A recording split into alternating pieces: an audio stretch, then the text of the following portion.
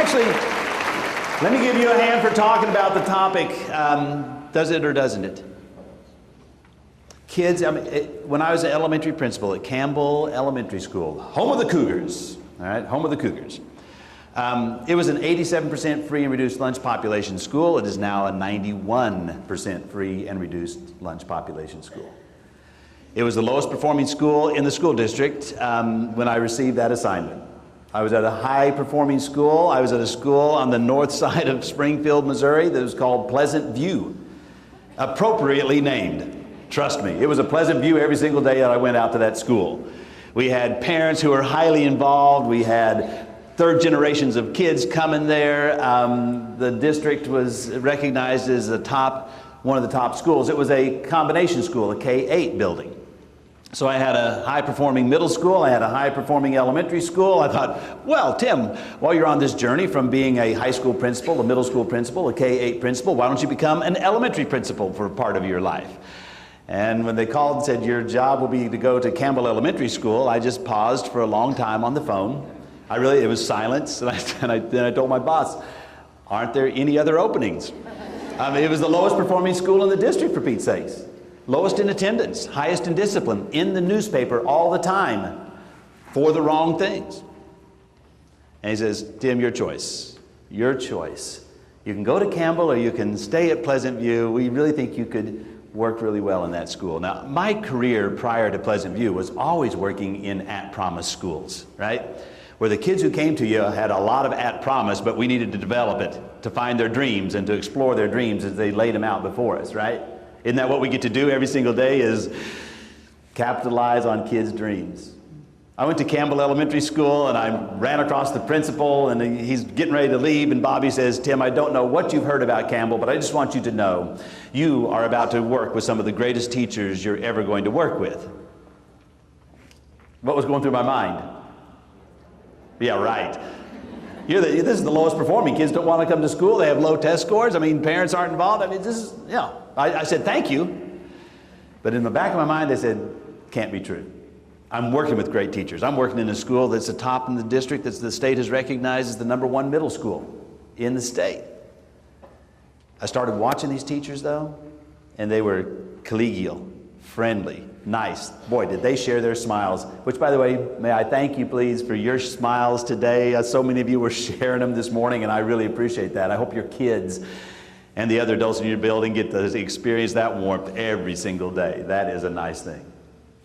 As I watch these teachers share their smiles and begin to work with each other and set their classrooms up and collaborate in the way of how can I help you with your materials and so forth, that's collegiality.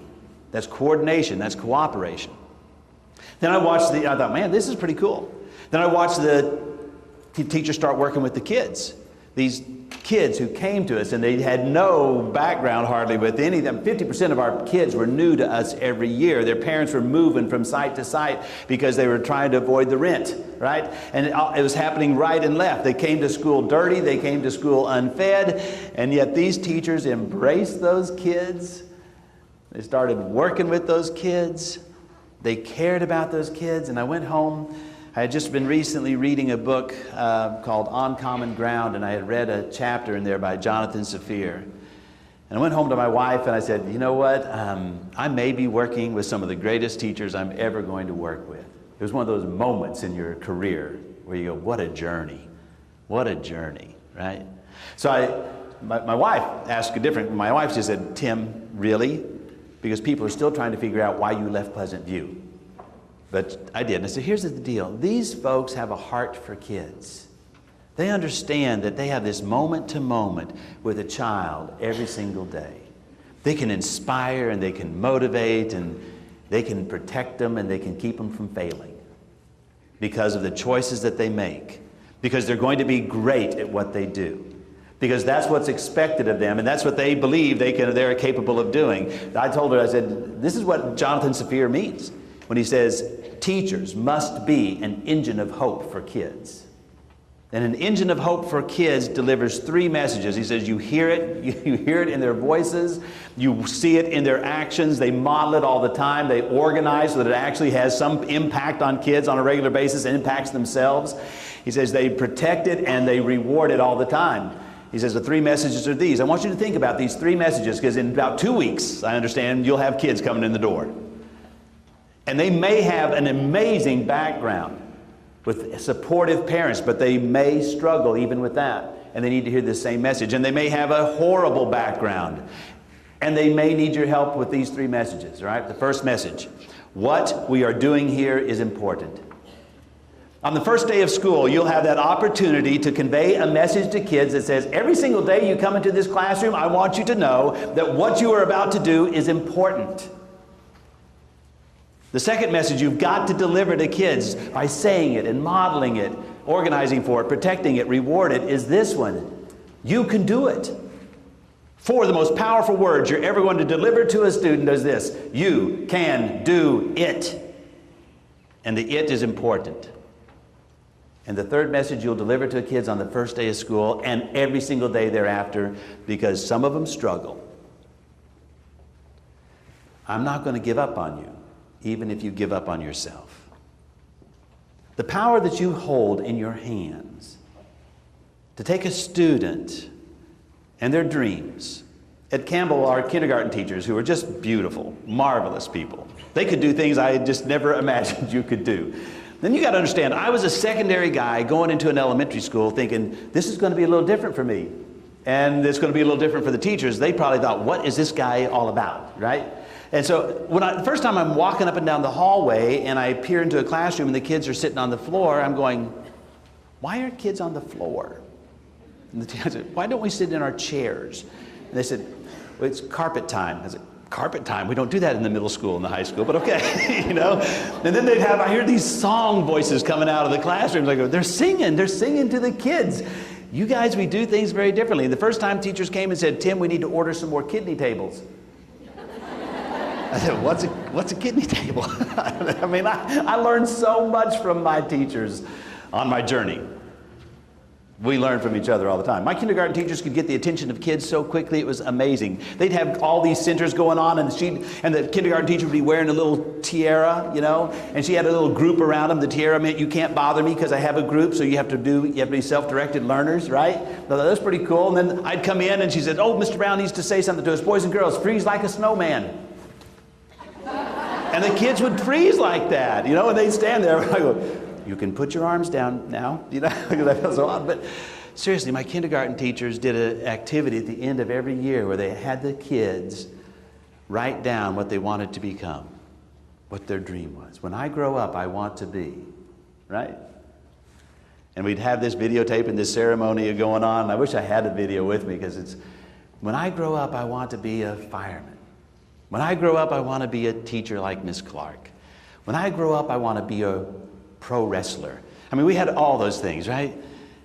They lay their dreams out in front of you all the time. And somewhere along the line, I see sometimes the kids' dreams aren't cared for or they get trampled on. I believe, though, that when we put our minds to this and our heart to this and our emotions to this, we know that we're going to be an engine of hope for kids every single day. Look, when I saw that sign, I thought, is that true? Does college start in kindergarten? In part, yes, but also in part, no. Kindergarten starts in kindergarten. First grade starts in first grade. And it becomes our effort to make sure that all the things that they need to know and learn are part of what we'll do with them every single day. Today is an opportunity for you to just kind of think through the actions and the connection to your beliefs. To make sure that we really have that concept that says when we say all kids can learn, and we say some kids need more time and some kids need more support, that we build that into our daily practices in the classroom. That we actually, when we say that anyone that's too busy to reflect is too busy to learn, you build reflection time into your classes. And to do that collaboratively so that not just 1 or 2 of us are doing it, but that all of us are doing is a pretty amazing and a powerful thing. To think about the correlates of an effective school, to think about the culture that needs to exist if a school is going to not have pockets of this work. Like your superintendent said, where we stop the isolation and we start the collaboration. That's what our day is about. My hope is that you will be reflective to all those things. Now, I know that this happens all the time. You have a meeting, something like this, or a meeting back in your school, and someone comes in, and to you, that person is another plate. Someone reminded me of that the other day. He says, Tim, you know, when you go to talk to people, you're another plate, right? Just another plate. And I thought to myself, is that true? Will you view this and view me as a plate? Well, there's my picture. What I hope you do is you won't. What I hope you'll do is that you'll be reflective, that you get rid of the plate and you smash it up, and that you take all the things that we do have to do, because kindergarten is kindergarten, first grade is first grade. Yes, they do build up on each other, but it is essential. It is essential that they learn what they need to learn to move for the leverage of the next grade. So let's think about how we can do that collaboratively. Now, you all have been on a journey. Some of you have started this journey. Some of you are in different places with the journey. And so you might have some questions that are very specific to your journey as a school, or your journey as a team, or your journey as a teacher in response to collaboration. So you have Post-it notes, and here's what I'm going to ask you to do. At any point in time, whether right now or at any point in time, if you'd have a burning question that comes up, I'm going to ask you to write it on a Post-it note and bring it to me during the break, or bring it to me when you go to lunch, or bring it to me in the afternoon break. And I'll be sure, if at all possible, that we'll include that kind of answer, or an answer to your question, okay? I'll spend my break time looking through those and my lunch time looking through those, because we're together just for this day, and if I can be responsive to your needs or to your questions, I'll be sure to try to do that. So, real quick, let me give you a reflection time, a minute. Pull out a Post-it note if you'd like, and if you have a burning question right now about what this day means, or where we're going with this day, or what does the professional learning community really is that all about, and where do you fit into it, take just 1 minute to write your thought down. I'll give you just a reflection time, all right? Just private time, solo learning.